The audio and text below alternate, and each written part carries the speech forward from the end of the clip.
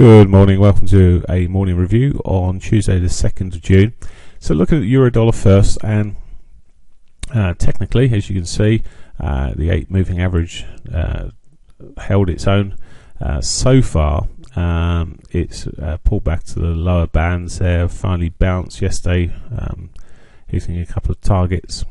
Now, it's a complete mess in a sense at the moment in terms of it's a bull flag bear flag game.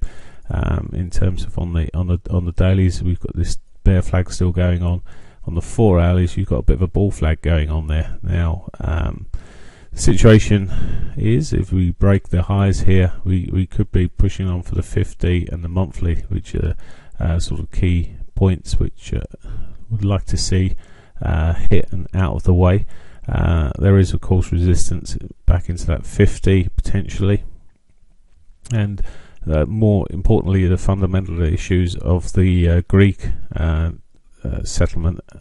Now apparently the European leaders of the creditor nations to Greece have met in Berlin and drafted a final offer, so it's going to be interesting days ahead. Now if they default on this final offer or refuse this final offer, I think well, that may be it then. We'll see, but it may just be a bit of hard talk going on. But either way, it may be rocky times to the euro in that respect. So sitting at the moment, well, it's chopping away in this shorter hourly time frame.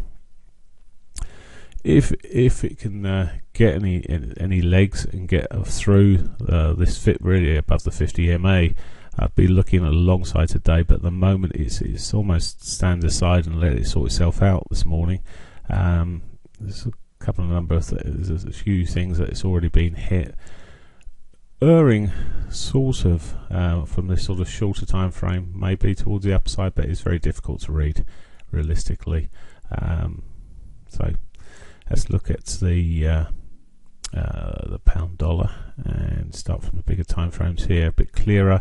So I kissed the daily 50 MA. I wanted it to hit that yesterday, didn't quite catch down to it, but so it's kissed that. It's currently having a little bounce from that sort of zone, and well, it's been quite negative for so many days now. Perhaps we're due an update. I don't just take that because we've had a number of down days. We should have an update, but it's just the stats suggest that after so many down days that we will get an update, and we've effectively seen, well, 1, 2, 3, 4, 5 recently, but the doji, well, we'll call that a neutral day. But if you counted it as a negative day, well, that's 6, 7 down days. Well, yep, sure, we can have another one, but it's just statistically it starts getting to that point where we should have a positive day, potentially at least. But let's have a look at what we've got here. We're just short of the daily pivot at the moment. A break of that will bring us back towards that 50 MA there, and we still got the weekly, monthly pivots above us. Probability they both get hit through the month, so looking at the potential for those to be hit. However, a break of this lows here would be seeing me look to the short side on cable. Have to be looking at the short side, maybe down towards the daily S1 there as a target. So that's where I am with cable at the moment. We have got news, of course, this morning coming out. We've got the construction PMI for the UK, but that is pretty quite low key data. Okay, then looking at the dollar yen. Dollar yen's broken the highs. I've got to come out to this bigger picture so you can just see the bigger picture for the dollar yen. It's broken those monthly highs. It's now running towards the next set, which is at 125.67.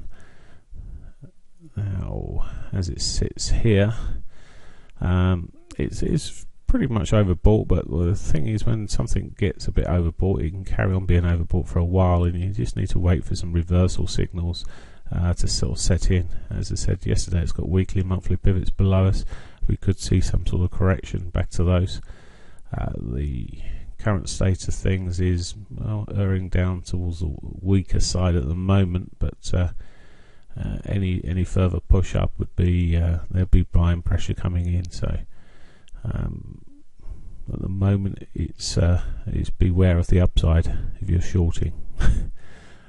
Okay, finally the Aussie dollar. The Reserve Bank of Australia left rates untouched and changed the tone of the statement a little bit, but despite that, it has pushed up and heading up towards the daily 8, which and the upper bands, which could provide some short-term resistance at least.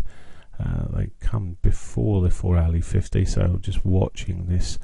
At in the short term, it's a little bit overbought here, just short of its monthly pivot here. If we see the markets all start to roll and the dollar gaining some strength later, maybe it'll roll with them. One thing is, if we see any sort of comments coming out regarding Greek defaults, we may just see the dollar bought, which will create volatility in all the markets, but obviously we'll potentially see the euro sell, but whether the Aussie, likes the Aussie and the yen, will actually get a bit of a boost from that, we'll see. But for now, probably, as I say, a bit overbought at these levels. Not much I can do with that at this juncture. There is obviously the potential for it to continue in this rate and get a bit more of a bounce from these. I mean, again, it's seen quite a harsh sell-off period. It may just get a bit more of a bounce, but I may be looking to sell into the daily 8s. We'll see what happens at that point when it gets up there. But if it breaks, then I'll be looking for the monthly pivot. Right, as I say, news-wise today, then there's he's just we've had the Aussie interest rate decision that's happened. We've got construction PMI coming at 9:30. Then we've got the European CPI flash estimate at 10 o'clock. That could create a bit of volatility at 10 o'clock for the euro zones, for the euro. So it's the first of the readings. It's okay, it covers the whole of Europe, but all the same, it may get a bit of action around that. Right, that's it for me. Hope you have a great day. Bye for now.